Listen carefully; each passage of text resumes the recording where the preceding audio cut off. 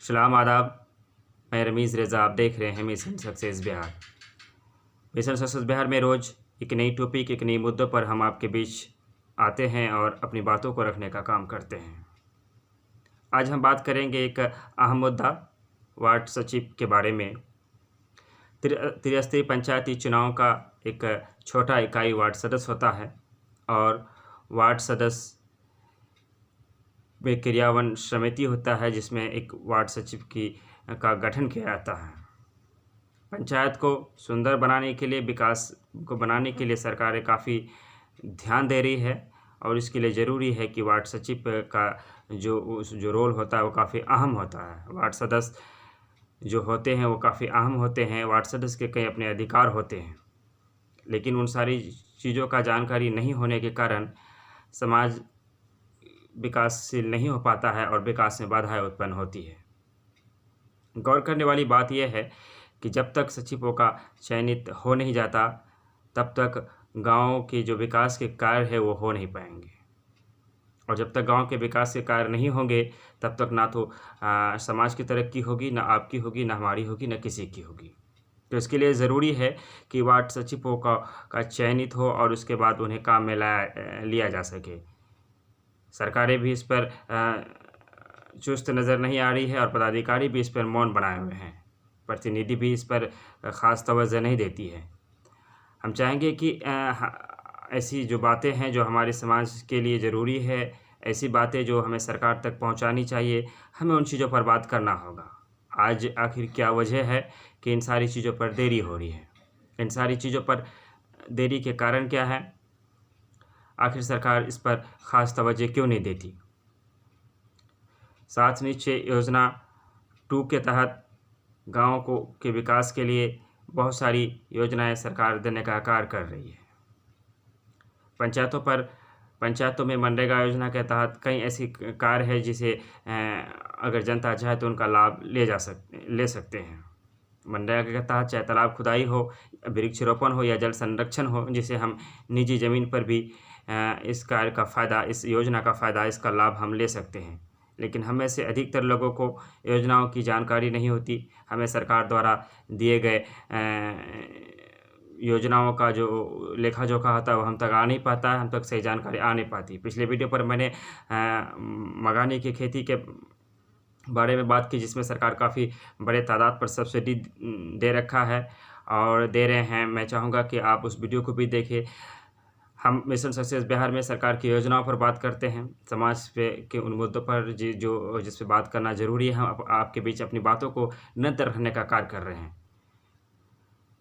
आज बात हो रही है वार्ड सचिवों की। वार्ड सचिवों का चयनित करने के लिए क्या नियमावली है, मैंने इस पर भी वीडियो बनाया है और तमाम नियमावली को मैंने अपने वीडियो के ज़रिए जनता तक सही जानकारी जो है उसे पहुंचाने के लिए मैंने वो वीडियो बनाया है।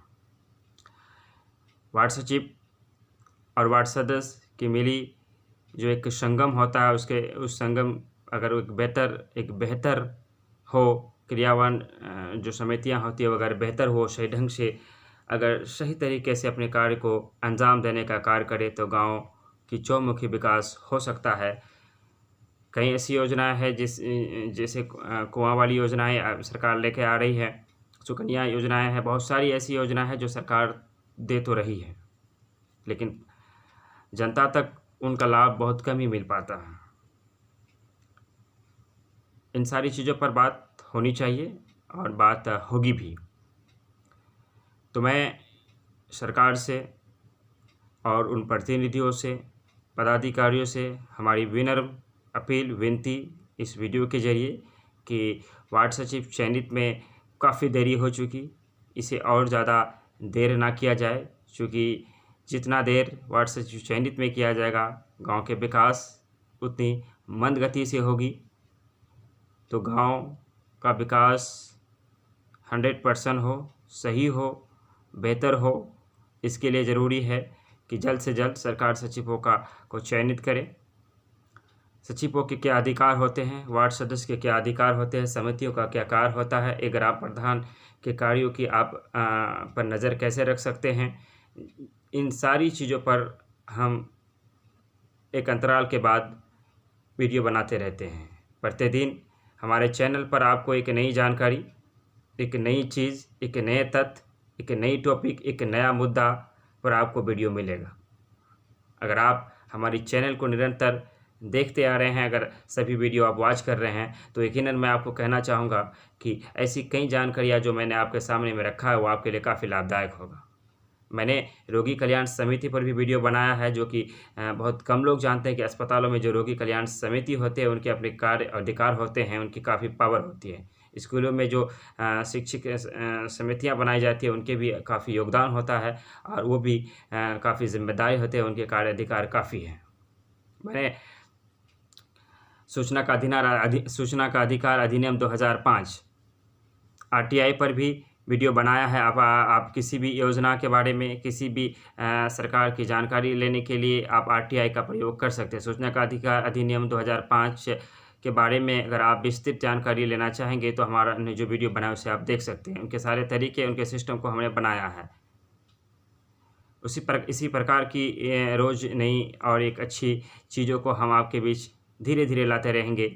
आज के लिए हम आपसे लेते हैं विदा। फिर अगले दिन एक अलग टॉपिक, एक नए मुद्दे पर हम करेंगे आपसे बात। तब तक के लिए लेते हैं हम आपसे विदा। मैं रमीज़ रज़ा, मिशन सक्सेस।